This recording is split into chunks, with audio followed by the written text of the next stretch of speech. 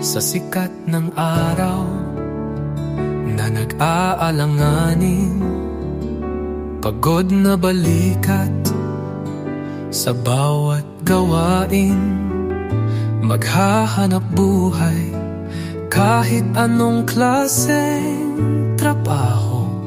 Kahit na maliit ang kita, itatayo ang pamilya ko. Wala kaming yaman, bahay man o lupa, ngunit sa dibdib may dangal na matitibay ko. Dukha man ang katawan, hindi ang kaluluwa. Sa bawat paghinga may pag-asa't panata. Hindi kami magnanakaw o tatakbo sa dilim. Ang aming tanging yaman ay sipag na di malilim.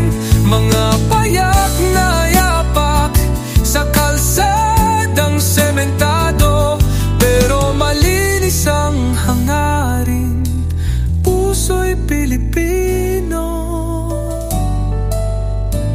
May mga matang humahamak o tinitingnan kami, para bang basura o isang uri ng salot sa lipi. Ngunit di nila alam ang hirap ng aming pagtitiis.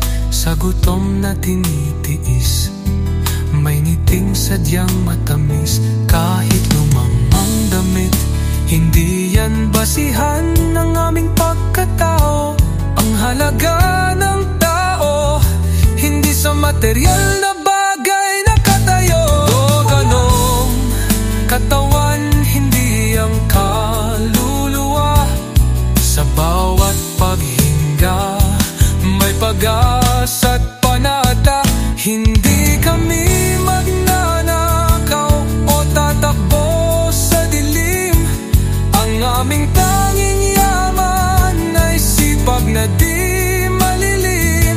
Mga payak na yapak sa kalsadang sementado, pero malinis ang hangarin, puso'y Pilipino. Minsan ay tanong, bakit ganito ang buhay? Bakit mayayaman at may mga walang matutuluyan? Pero hindi kami bibitaw sa paniniwala at pananampalataya na ang bawat butil ng sakripisyo may kapalit na biyaya.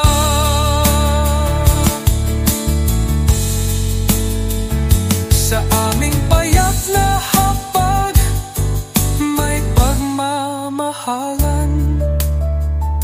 Ito ang aming buhay, dukha pero may karangalan. Dignidad ang tangan, Pilipinas.